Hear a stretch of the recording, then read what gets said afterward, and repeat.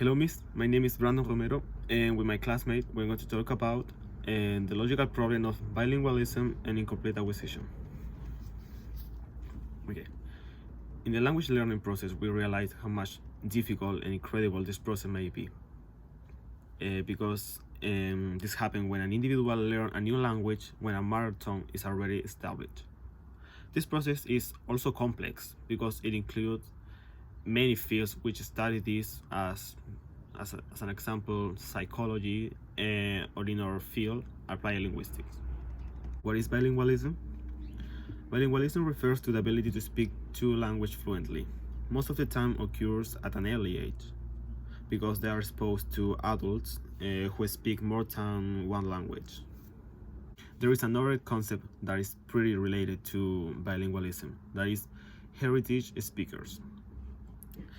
It's related for the reason that in the same case, a person who has acquired a language or a heritage language.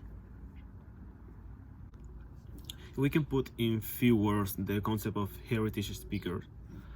It is a person or an individual who was born and raised with a native language, and then the same person acquire a new language or a social language that is different to the L one.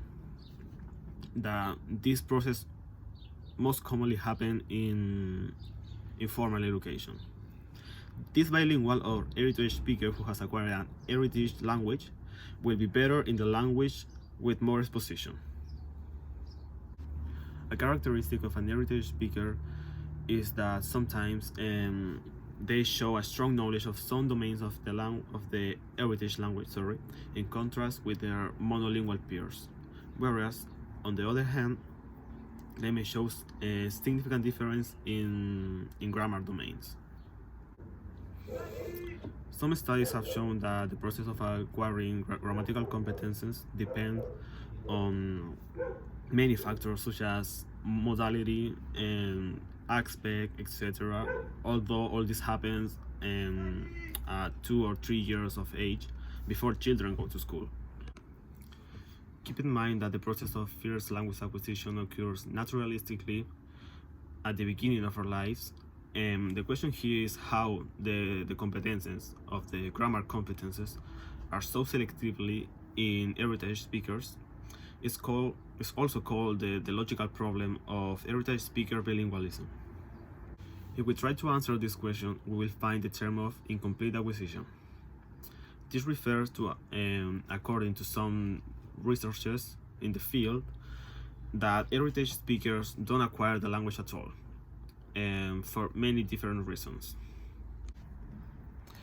In some sense, if we talk about the idea of incomplete acquisition, we realize that the idea overlooks a crucial component in the process of acquisition, the input. Because the attainment is different from monolinguals, but not incomplete. Because for the reason that heritage speakers are exposed to an input that, unlike to L1 speakers, has been affected by some degrees of, probably can be cross-generational attrition or some other language contact consequences. In this case, the idea is not incomplete, if not unfounded. If we can try make this a little bit clearer and easy, we can focus on a study that was made with Portuguese speakers who are living in USA. We have Brazilian Portuguese and European Portuguese, right?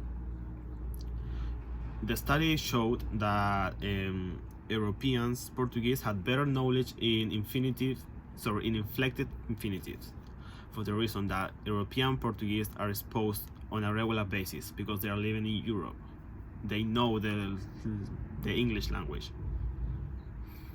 Whereas Brazilian Portuguese are just exposed through the standard education that they have there in the USA, in contrast with heritage speakers or the European.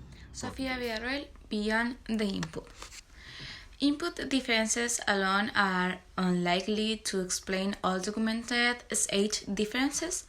So, in fact, those who support that position have never suggested that he could do it.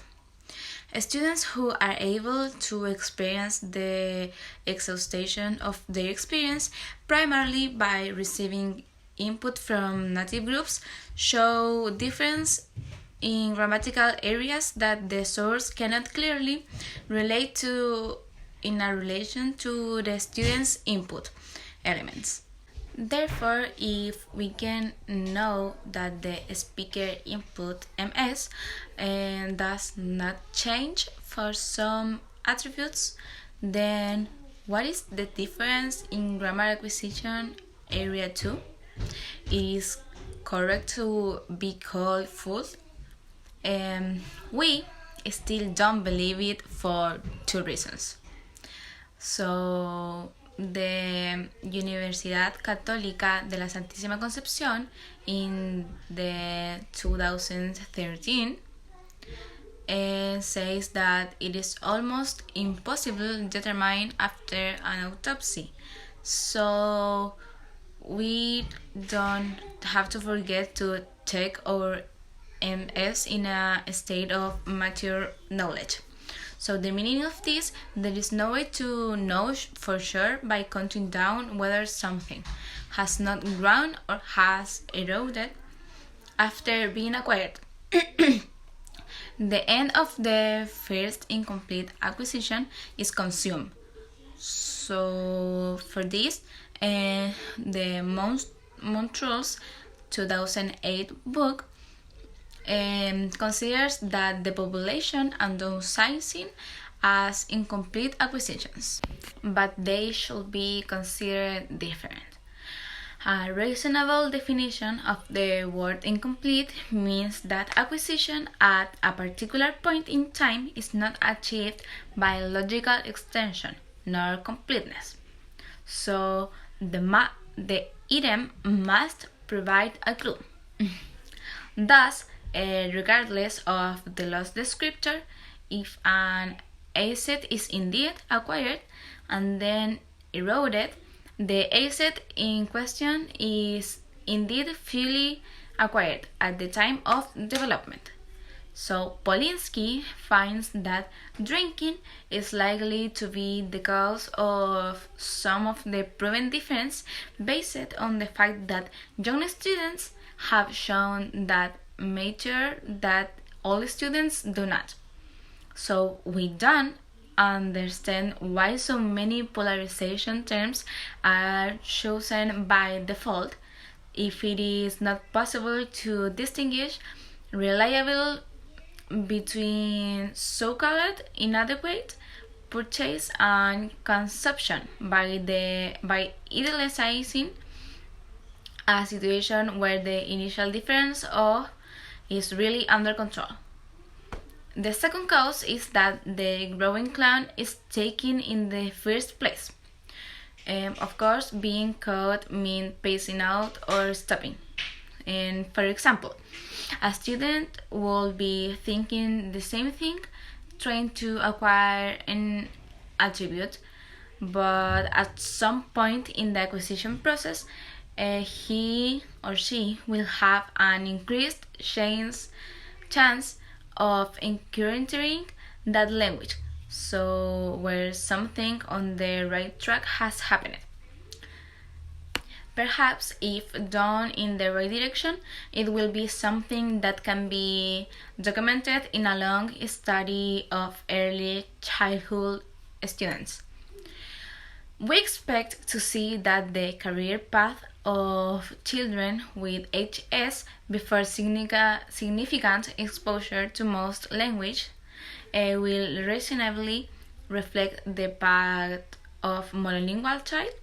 So next, there is also a stage gradual development trajectory or strong convergence for the majority language after the exposure. As far as we know, there are no such long-term studies, but even if it appeared, we think that the only reason to explain it is that the development has to stop. Others should view this as a purely alternative path to holistic development. And these positions and arguments are very persuasive and highlight to bilingual and monolingual comparison errors. Hello, my name is Leonardo Rodriguez, and now I'm going to talk about the paper about the bilingualism and incomplete acquisition, about the final thoughts of conclusion.